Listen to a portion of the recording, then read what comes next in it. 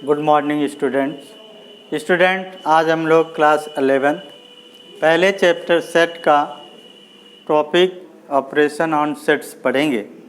इसके पहले वाले वीडियो में हम लोगों ने सेट, सुपर सेट और पावर ऑफ सेट ये सारी चीज़ें पढ़ चुके हैं। अब हम आज इसके कुछ और सिस्टम पढ़ेंगे जिसमें पहला जो है हमारा है union of sets. Union of sets क्या है? यूनियन मीन होता है ग्रुप। जो ग्रुप हमारा क्या है, यानी ए और बी अगर हमारे दो सेट हों, ए और बी, ए इक्वल हमारा है 1 2 3 4 5 6, ये हमारा एक सेट ए है। और दूसरा सेट हमारा बी इस प्रकार से है 3 4 7 8 9। स्टूडेंट्स यहाँ दो सेट हैं, तो ए यूनियन बी क्या है? एक ऐसा सेट है जिसके जो एलिमेंट्स हैं, या तो जैसे हमने लिखना है यूनियन को हम इस तरीके से डोनेट करते हैं, इसको डिनोट करेंगे इस तरीके से, ये हमारा यूनियन का सिंबल है। हमको लिखना है ए यूनियन बी। ये यूनियन बी एक इस प्रकार का सेट है जिसके जो एलिमेंट्स हैं 1 2 3 4 5 6 7 8 9। इसको अगर केयर करें हम तो ए यूनियन बी क्या है? ए एक प्रकार का सेट है। किस प्रकार का सेट है? इसके सभी एलिमेंट्स या तो वो ए के एलिमेंट्स होंगे या तो बी के एलिमेंट्स होंगे, are both A and B.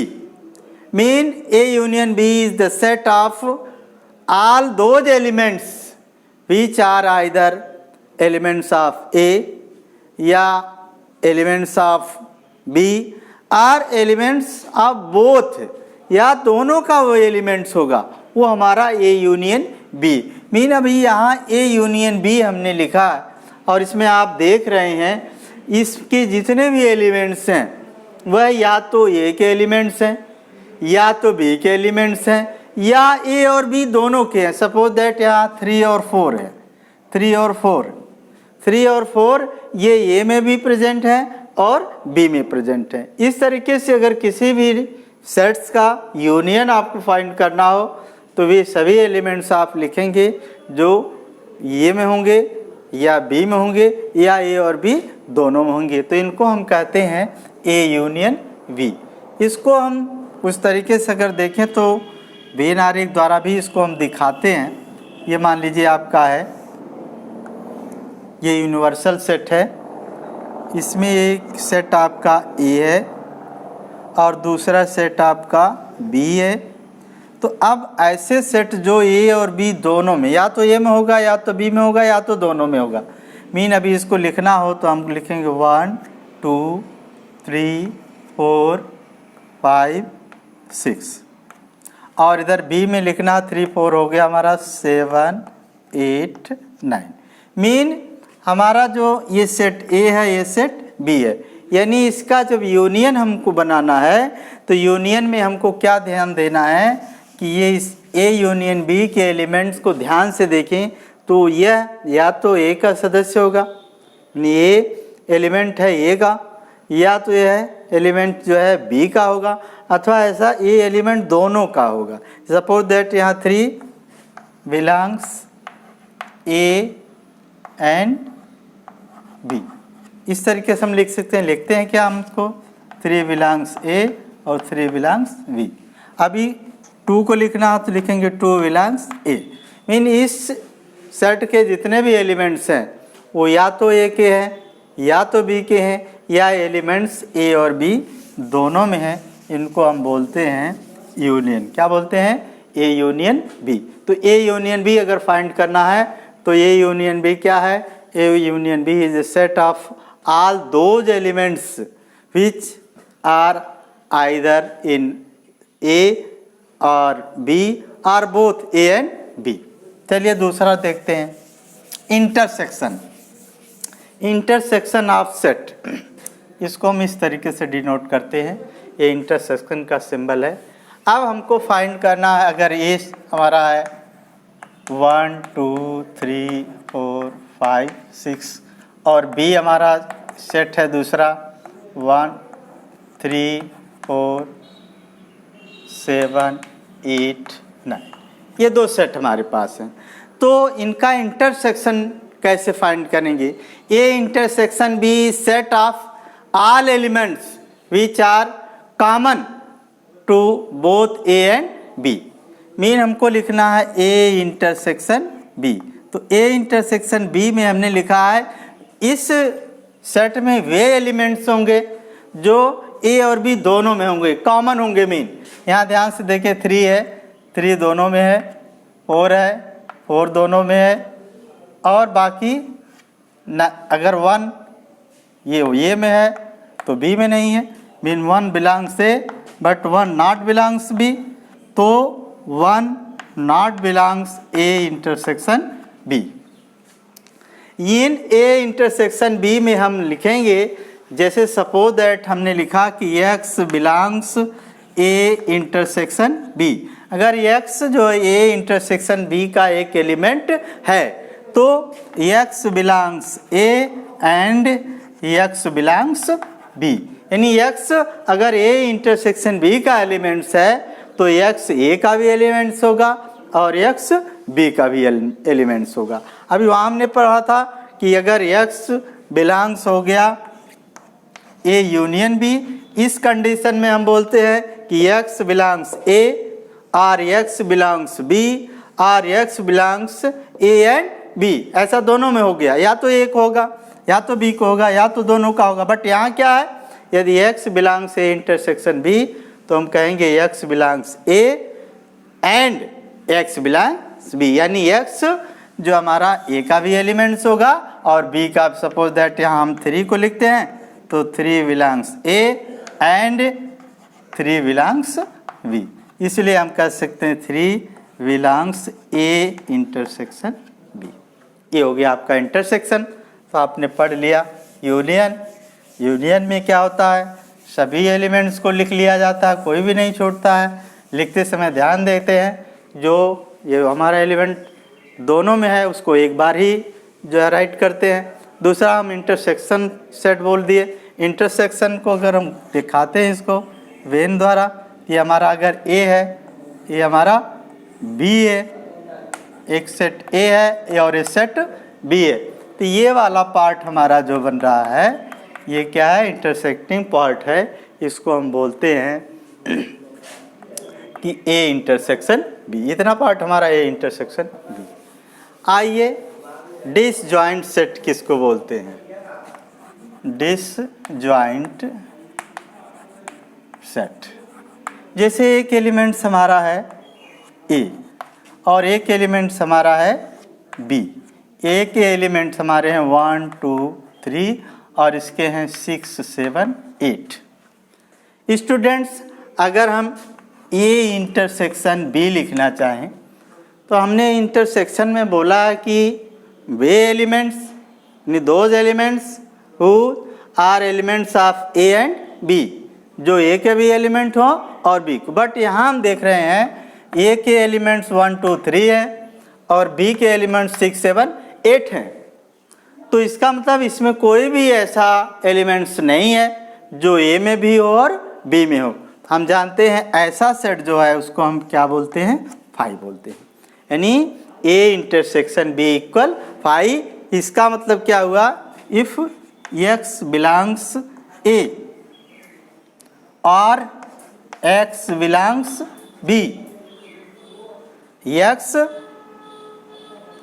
Belongs A और x belongs B and x not belongs A intersection B, तो इसको हम किसके इक्वल लिखते हैं, इक्वल लिख देते हैं फाई के, क्योंकि फाई में कोई भी एलिमेंट्स नहीं होता। इसका मतलब ए और ए में कोई भी ऐसा एलिमेंट्स नहीं है जो बी में भी हो। इसका मतलब ए इंटरसेक्शन बी इक्वल क्या लिखेंगे हम, फाई के लिखेंगे। अब ये तो पता चल गया हमको डिसजॉइंट सेट्स हैं। डिसजॉइंट सेट के लिए हमको पता चल गया कि कोई भी एलिमेंट्स कॉमन नहीं है। बट अब हम पढ़ते हैं इंटरसेक्टिंग सेट्स। इंटरसेक्टिंग सेट कब होगा? इंटरसेक्टिंग सेट का मतलब होगा दोनों सेट एक दूसरे को कहीं न कहीं इंटरसेक्ट कर रहे हैं। इसका मतलब इसमें कोई न कोई एलिमेंट्स होगा जो सेट ए में भी होगा और सेट बी में होगा। ये कैसे पता चलेगा? If A intersection B not equal 5, अगर ए इंटरसेक्शन बी 5 नहीं है, इसका मतलब ये दोनों सेट इंटरसेक्टिंग सेट कहेंगे, ये एक दूसरे को कहीं न कहीं इंटरसेक्ट करेंगे। इसे कैसे पता चलेगा? इसका मतलब अगर x बिलोंग्स हो गया ए इंटरसेक्शन बी, अगर x ए इंटरसेक्शन बी का एलिमेंट्स है तो x बिलोंग्स ए भी होगा and x belongs B. x A का भी एलिमेंट्स होगा और x बी का भी एलिमेंट्स होगा। तो इस तरीके से आपने पता कर लिया कब हमारे सेट डिसजॉइंट होंगे और कब इंटरसेक्टिंग होंगे। जब उन ए इंटरसेक्शन बी इक्वल 5 हो जाएगा तो वो डिसजॉइंट होंगे, इन कोई भी इनमें एलिमेंट्स कॉमन नहीं होगा। और जब वो A intersection B not equal 5 के होगा, मीन कोई न कोई एलिमेंट्स हमको मिलेगा ए इंटरसेक्शन बी में, तो वो हमारे जो सेट्स क्या होंगे? इंटरसेक्टिंग सेट होंगे। आइए एक चीज़ और है, difference of set. Different of set उसे आपके सिलेबस से 30% के हिसाब से हटा दिया गया है, बट जानकारी के लिए मैं आपको बता दे रहा हूँ। अगर हमारे पास एक सेट ए है और जिसके एलिमेंट्स हैं 1 2 3 और 4, और एक सेट दूसरा हमारा बी है, इसके सेट हैं 3 4 5 6, ये दो सेट हमारे पास हैं। स्टूडेंट्स, हमको फाइंड करना है ए माइनस बी, ये सेट हमको निकालना है ए माइनस बी। तो ए माइनस बी में ऐसे सेट लिखना हमको जो ए में तो हो लेकिन बी में नहीं हो। जैसे सपोज दैट यहाँ हो गया 1 और 2। 1 और 2 में क्या है? इसको हम लिखते हैं if x belongs A, x A का एलिमेंट्स है but x not belongs B, x B का एलिमेंट्स नहीं है, तो हम कह सकते हैं कि x belongs A minus B, x A minus B का एलिमेंट्स होगा। मीन ए माइनस बी हमारा सेट मिलेगा जिसमें इस प्रकार होगा कि एक्स ए का एलिमेंट तो होगा लेकिन बी का नहीं होगा। यानी ये ऐसा सेट हमारा है जिसके एलिमेंट्स ए के एलिमेंट तो हैं लेकिन बी के एलिमेंट्स नहीं। बट स्टूडेंट्स ध्यान देना होगा आपको, अगर हमने लिख दिया बी माइनस ए तो अब आप कहेंगे क्या ये भी वही होगा?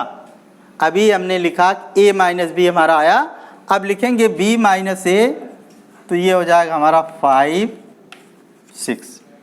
मीन आप समझ गए होंगे, if x belongs B and x not belongs A, x B का तो एलिमेंट है लेकिन एक्स ए का एलिमेंट्स नहीं है। इसका मतलब आप समझ गए होंगे, यानी बी माइनस ए के एलिमेंट्स कौन से एलिमेंट्स हैं? जो बी में तो हैं लेकिन ए में नहीं। चलिए, ये डिफरेंस हो गया। अब एक चीज़ और है, symmetric difference of set. Symmetric का जो सिंबल हमारा ये है, जैसे हमने लिखा ए सिमेट्रिक बी, ये डिफरेंस कैसे पता चलेगा स्टूडेंट्स?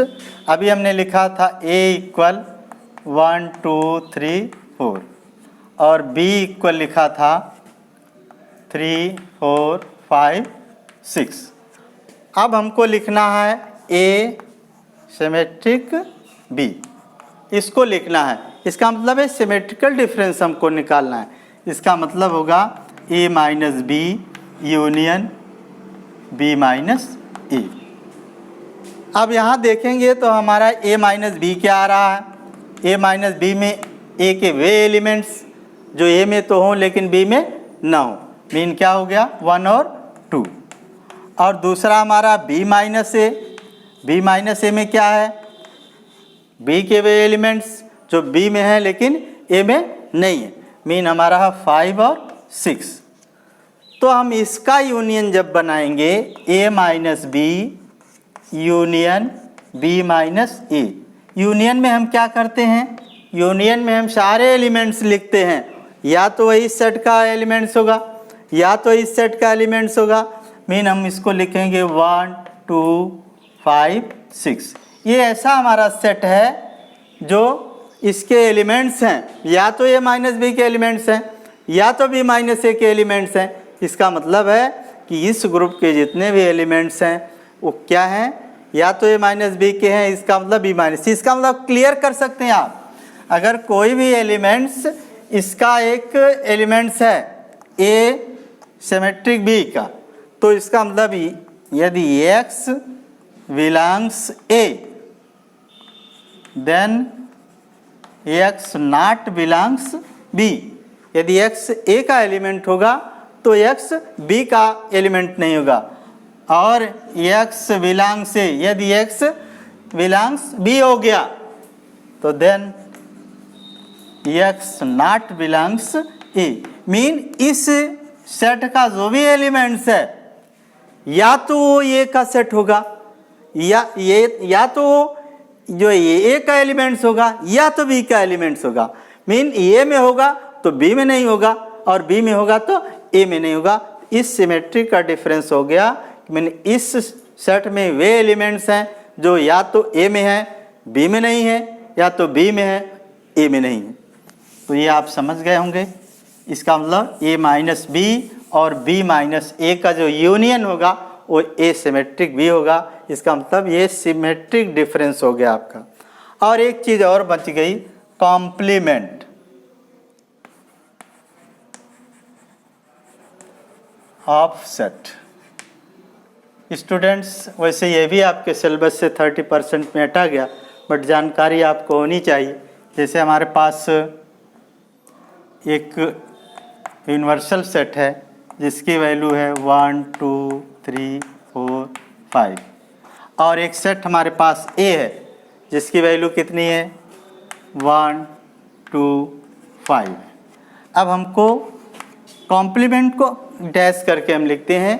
ए डैश हमने लिख दिया, ये कि वे एलिमेंट, अभी ए है ए डैश है, तो ए डैश का मतलब ये हमारा यूनिवर्सल सेट है, इसके वे सदस्य जो ए में ना हो, तो ए में नहीं होंगे। मीन क्या 1 2 5 को निकाल देते हैं, बच क्या रहा है 3 और 4।